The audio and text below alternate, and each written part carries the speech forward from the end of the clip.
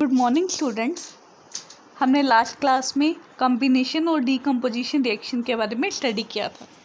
ठीक है, आज हम देखेंगे कि एनर्जी एब्जॉर्ब होती है या रिलीज़ होती है जब हम डीकम्पोजिशन रिएक्शन करते हैं।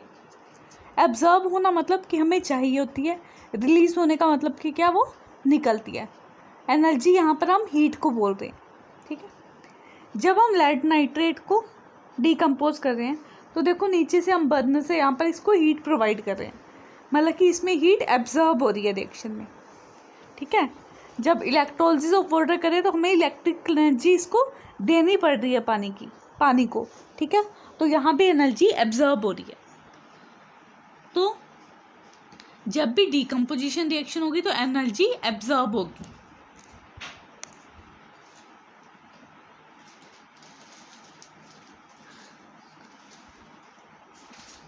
अब इन दोनों रिएक्शन में एनर्जी एब्जॉर्ब हो रही थी, इसलिए हम इसको बोलते हैं एंडोथर्मिक रिएक्शंस। वो रिएक्शंस जिनमें एनर्जी एब्जॉर्ब होती है, जिसमें एनर्जी हीट हमें चाहिए होती है, उसको हम बोलते हैं एंडोथर्मिक रिएक्शंस।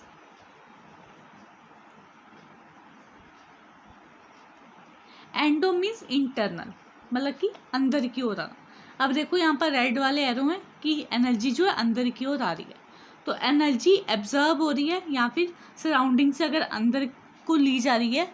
ठीक है, तो उसको बोलते हैं हम endothermic reaction.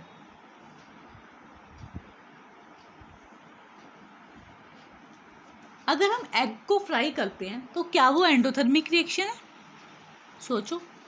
Yes, frying of eggs is an endothermic reaction because energy is absorb during this change.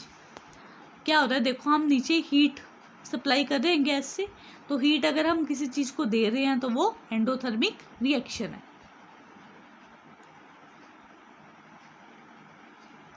और एग्जाम्पल कौन से एंडोथर्मिक रिएक्शन के? कोई चीज़ कुक करने में हम क्या कर रहे हैं, एनर्जी मतलब हीट प्रोवाइड कर रहे हैं किसी भी मटेरियल को, तो कुकिंग भी हमारे पास एंडोथर्मिक रिएक्शन है। दूसरी क्या, लीव्स जो है वो सन की लाइट ले रहे हैं अपनी मतलब कि प्रोसेस के लिए, अपना फूड बनाने के लिए, तो जो सन की लाइट आ रही है वो भी एनर्जी है हमारे पास, वो भी हीट है। तो वहाँ क्या हो रहा है, हीट एब्जॉर्ब हो रही है, तो ये भी हमारे पास एंडोथर्मिक रिएक्शन है। ये कौन सी प्रोसेस है? फोटोसिंथेसिस। तो कुकिंग और फोटोसिंथेसिस दोनों एंडोथर्मिक रिएक्शंस है।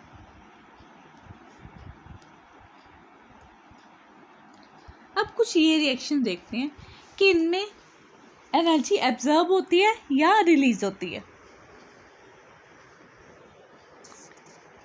ये कॉम्बिनेशन रिएक्शन है। इसमें फर्स्ट केस में क्या हुआ, कैल्शियम ऑक्साइड वाटर के साथ मिक्स हुआ तो कैल्शियम हाइड्रोक्साइड की फॉर्मेशन होगी। दूसरे केस में हमने मैग्नीशियम को बर्न किया तो मैग्नीशियम ऑक्साइड की फॉर्मेशन होगी।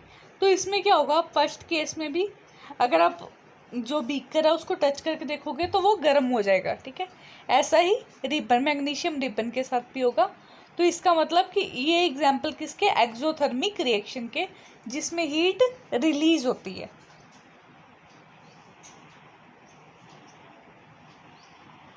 एक्सो का मतलब होता है एक्सटर्नल, मतलब एनर्जी बाहर की तरफ जा रही है।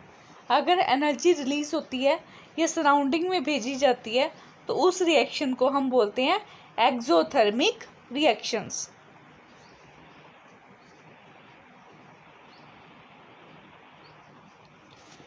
अब हम एक और टाइप की रिएक्शन पढ़ेंगे जिसको हम बोलते हैं डिस्प्लेसमेंट रिएक्शन। यहाँ क्या हो रहा है कि कॉपर सल्फेट सॉल्यूशन का कलर ब्लू हो रहा है पेल ग्रीन से। क्या हमने क्या किया, कॉपर सल्फेट का सॉल्यूशन लिया, उसमें आयरन नेल्स डाल दिए। ठीक है, तो थोड़े टाइम तक अगर हम उसको रख देंगे तो क्या हमें दिखेगा कि वहाँ पर ग्रीन कलर का सॉल्यूशन हो गया और नीचे कोई ब्राउन कलर का सॉलिड पड़ा हुआ है हमारे पास। तो ऐसा क्यों होता है? क्योंकि आयरन जो है वो कॉपर सल्फेट को उसके सॉल्यूशन से डिस्प्लेस कर देता है। डिस्प्लेस मतलब होता है हटाना। आयरन ने क्या किया, कॉपर को हटा के खुद उसकी जगह आ गया और कॉपर को रिड्यूस कर दिया। इसके बारे में आगे अगली साइड्स में हम पढ़ते हैं अभी कि क्या हुआ एग्जैक्टली। देखो, पहले हमारे पास ये जो ब्लैक से कलर का था वो आयरन था, कॉपर सल्फेट का सोल्यूशन हमारे पास ब्लू कलर का था। जब रिएक्शन हुई तो कॉपर सल्फेट से आयरन सल्फेट बन गया, उसका कलर होता है हमारे पास पेल ग्रीन, और जो नीचे ब्राउन से कलर का सॉलिड बचा था उसको हम बोलते हैं कॉपर। ये हमारे पास कॉपर है।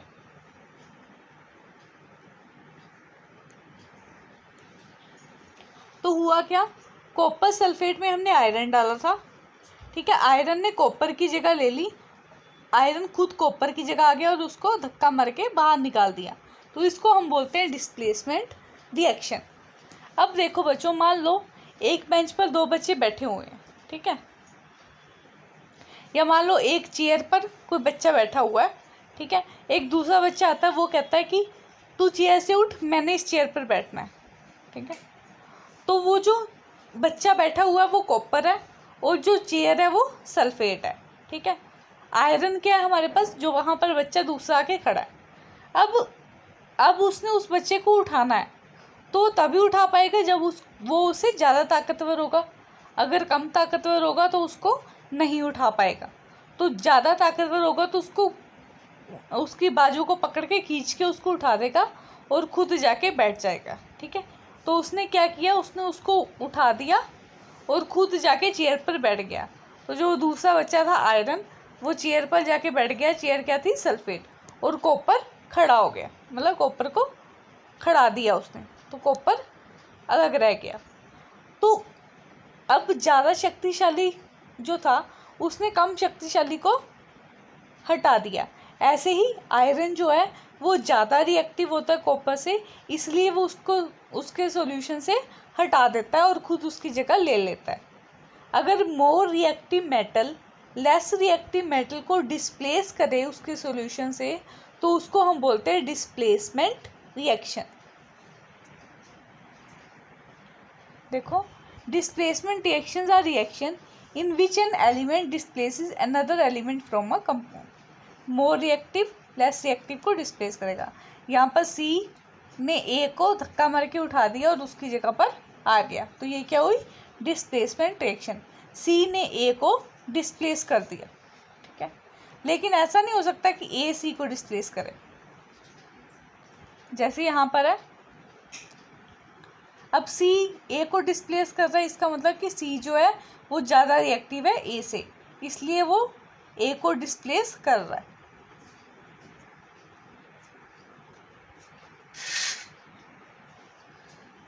अब एक और डिस्प्लेसमेंट रिएक्शन के बारे में पढ़ते हैं। कॉपर सल्फेट में हमने जिंक डाला, तो हमारे पास कॉपर सल्फेट का सॉल्यूशन कलरलेस हो गया, ठीक है, और नीचे ब्राउन कलर का कॉपर आ गया। इसमें क्या किया, जिंक ने कॉपर सल्फेट में से कॉपर को डिस्प्लेस कर दिया और खुद उसकी जगह आकर लग गया, जिंक सल्फेट प्लस कॉपर बन गया, ठीक है। और ये भी क्या है, डिस्प्लेसमेंट रिएक्शन है। हुआ क्या, देखो यहाँ पर कॉपर सल्फेट था, जिंक ने कॉपर को डिस्प्लेस करके उसकी जगह ले ली और कॉपर सेपरेट हो गया। तो copper sulphate plus zinc gives zinc sulphate plus copper. Copper sulphate blue colour का था, ठीक है, अब ये जिंक सल्फेट कलरलेस हो गया।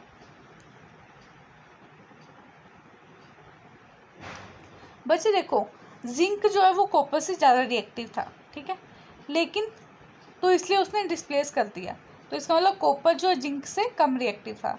अब कम ताकतवर जो इंसान है वो ज़्यादा ताकतवर को नहीं हटा सकता, इसलिए कॉपर जो है वो जिंक को उसके सॉल्यूशन में से डिस्प्लेस नहीं कर सकता।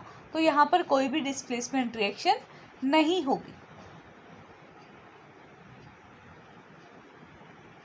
तो हमने क्या सीखा, displacement reaction are reaction in which an element displaces another element from a compound. ऐसी रिएक्शन जिसमें एक एलिमेंट दूसरे एलिमेंट को डिस्प्लेस कर दे उसको हम बोलते हैं डिस्प्लेसमेंट रिएक्शंस। हमेशा मोर रिएक्टिव मेटल जो है वो लेस रिएक्टिव मेटल को डिस्प्लेस करेगा, जो लेस रिएक्टिव मेटल है वो मोर रिएक्टिव मेटल को डिस्प्लेस नहीं कर सकता। ये इन्होंने एक एग्जांपल दिया जिसमें C A को डिस्प्लेस कर रहा है और उसकी जगह उसने ले ली। थैंक यू बच्चों।